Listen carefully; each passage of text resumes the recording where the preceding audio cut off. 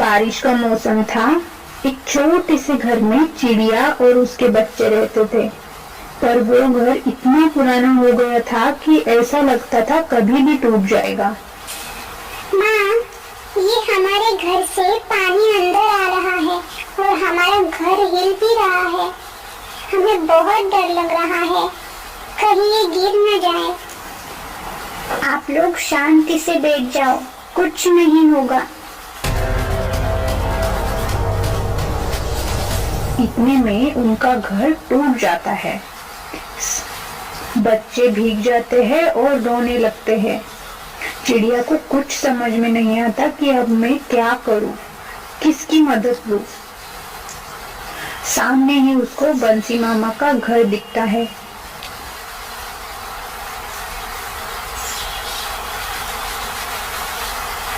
बंसी मामा, दरवाजा खोलिए। क्या हुआ लिली? बंसी मामा, बारिश बहुत तेज है। क्या आप हमें बारिश जाने तक अपने घर में रहने दे सकते हैं? मेरे बच्चे बहुत भीग गए हैं और रो भी रहे हैं।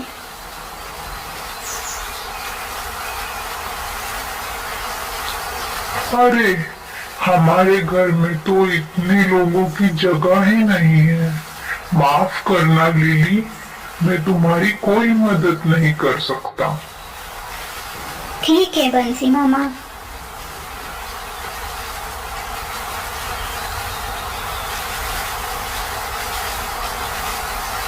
टुनटुन मासी, क्या हम बारिश जाने तक आपके घर में रुक सकते हैं? मेरा घर टूट गया है। बेटा, हमारा घर भी बहुत पुराना हो गया है। इतने सारे लोग एक साथ आएंगे तो मेरा भी घर टूट जाएगा। तुम कहीं और जगह ढूंढो। कि बुआ, क्या हम आपके घर में रह सकते हैं बारिश जाने तक?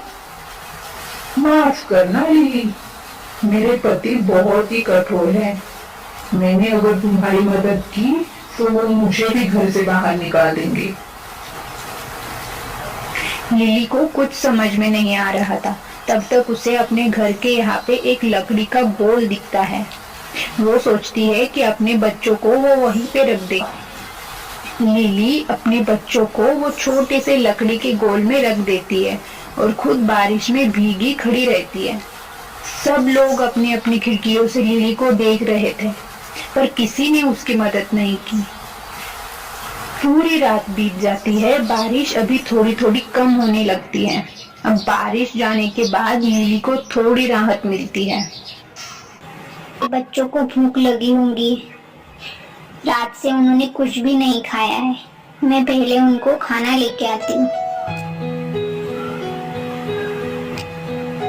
यहाँ पे तो मुझे कुछ भी नहीं दिख रहा है। अब मैं खाना कहाँ पे ढूंढूं? शायद मुझे जंगल के अंदर ढूंढना चाहिए। थोड़ा आगे जाती है तो उसको एक फल का पेड़ दिखता है। अरे वाह, यहाँ पे तो बहुत सुंदर सुंदर फल है। मेरे बच्चे खुश हो जाएंगे। बच्चों, ये खाना खाओ। माँ, आप भी खाओ ना। आप भी तो कल से भूखे हो। वो बारिश में भीगने के बाद बीमार भी पड़ गए हो। हाँ बच्चों, मैं भी खाती हूँ। आप लोग सुरक्षित हो ना? चिंकी बुआ, टुनटुन मासी, ये लो, मैंने खाना लाया है। आप सब भी खा लेना। रात भर बारिश थी तो किसी ने कुछ भी नहीं खाया होगा। वो सब आते हैं, खाना लेके अपने घर में निकल जाते हैं, पर फिर भी कोई लिली को अपने घर में आराम करने के लिए नहीं बुलाता। अरे प्यारी, सुनती हो? वो लिली कितनी बुद्धू है।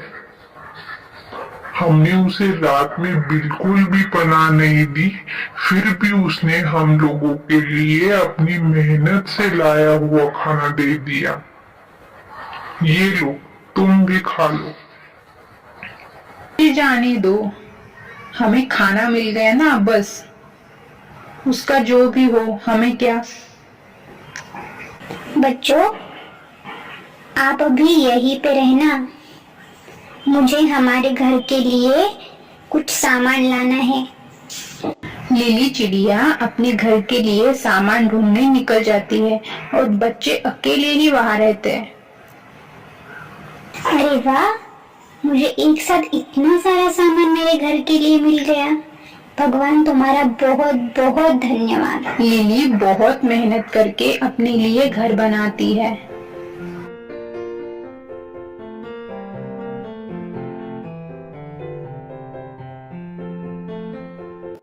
बच्चों, चलो अपने घर में चलते हैं। वाह माँ, आपने बहुत अच्छा घर बनाया है। अब हम बारिश में नहीं भीगेंगे। ये जैसे ही चिड़िया और उसके बच्चे घर के अंदर जाते हैं, वो घर फिर से टूट जाता है।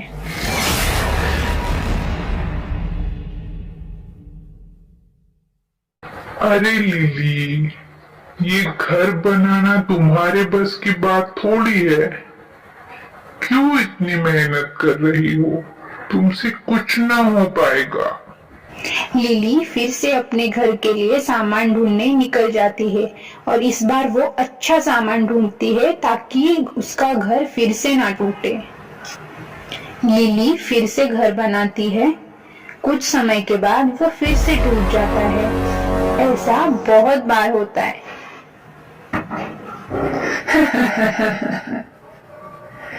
तुम्हें कुछ आता भी है? इतना मेहनत करके घर बनाती हो और वो कुछ ही दिनों में टूट जाता है। ये बार लिली चिड़िया ठान लेती है कि मैं सबसे बड़ा और सबसे मजबूत घर बनाऊंगी, जिससे मेरे परिवार को कोई भी नुकसान ना हो। लिली फिर से बाहर जाती है और बहुत बढ़िया सामान ढूंढने लगती है अपने घर के लिए। 10-12 दिन निकल जाते हैं, पर अभी भी लिली अपने घर के लिए बेहतरीन सामान नहीं ढूंढ पाती है। अरे बंसी, देख तो, लिली को सामान जुटाने में इतना समय लग रहा है, तो घर कब बनाएगी? अरे मासी, ये काम कोई भी अहिरा गहरा नहीं कर सकता। कोई भी कुछ भी करने निकल जाए तो कैसा होगा? अपने हैसियत के हिसाब से ही सबको रहना चाहिए। पर लिली को ऐसा तड़पते देख बहुत मजा आ रहा है।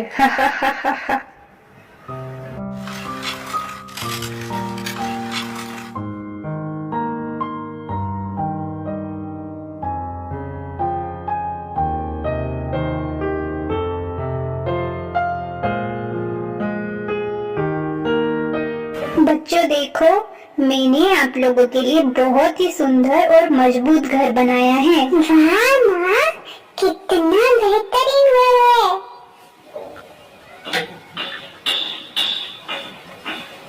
अरे तुम देखो तो लिली ने कितना बेहतरीन घर बनाया है।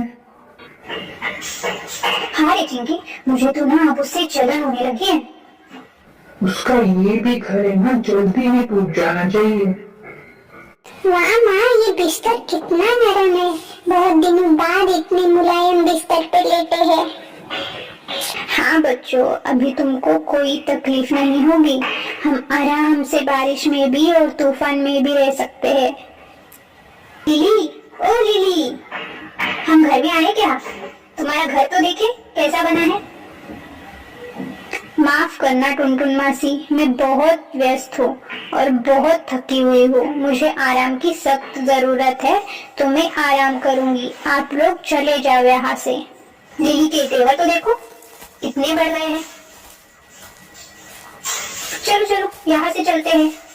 क्या इस मनहूस का घर देखना, इससे अच्छा तो हमारा घर है। कुछ दिन अच्छे से बीत जाने के बाद फिर एक दिन बहुत बड़ा तूफान आता है।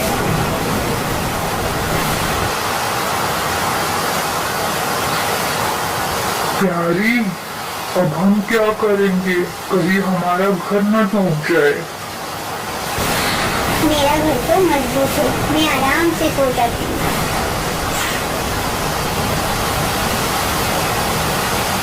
हे भगवान, मैंने इस घर को बनाने में बहुत मेहनत की है। मेरे बच्चों को फिर से रास्ते पर मत लेके आना। हमारा घर नहीं टूटना चाहिए।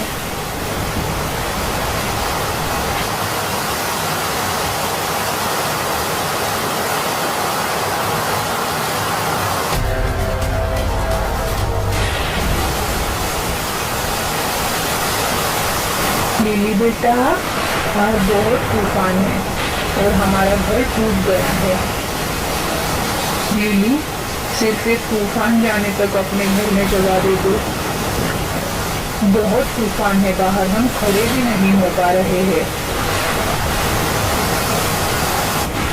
ठीक है, आप लोग अंदर आ जाओ मेरे घर में। मेरा घर थोड़ा छोटा है पर हम लोग सुरक्षित रह सकते हैं। ये खाना खा लो, अच्छा लगेगा आपको। माँ, ये सब यहाँ क्या कर रहे हैं? ये मासी, काका, काकी और बुआ आज यही रहेंगे हमारे में। पर माँ, उन्होंने तो हमारी कुछ भी मदद नहीं की थी, तो आप क्यों मदद कर रहे हो? बच्चों, हमें पुरानी बातें भूलनी चाहिए और अगर हम भी उनके जैसे ही रहे तो उनमें और हमें क्या फर्क रह गया। हमें खुद की अच्छाई कभी नहीं छोड़नी चाहिए। वो लोगों को मैं मरने के लिए बाहर तो नहीं रुकने दे सकती थी। बाहर बहुत ही तूफान है। माफ करना लिली, बारिश के समय हमने किसी ने भी तुम्हारी मदद नहीं की, पर हम बहुत शर्मिंदा है। ठीक है, आप सब खाना खा के आराम करो। कल तक शायद ये तूफान खत्म हो जाएगा, तो आप लोग अपना नया घर बना सकते हो। क्या तुमने हमें माफ कर लिया? मुझे जब जरूरत थी आप में से किसी ने मेरी मदद नहीं की, उल्टा मुझे और मेरे बच्चों को नीचा दिखाया। अगर किसी की मदद नहीं कर सकते तो उसका मजाक में मत उड़ाया कीजिए। हम समझ गए लिली, हमें माफ कर दो।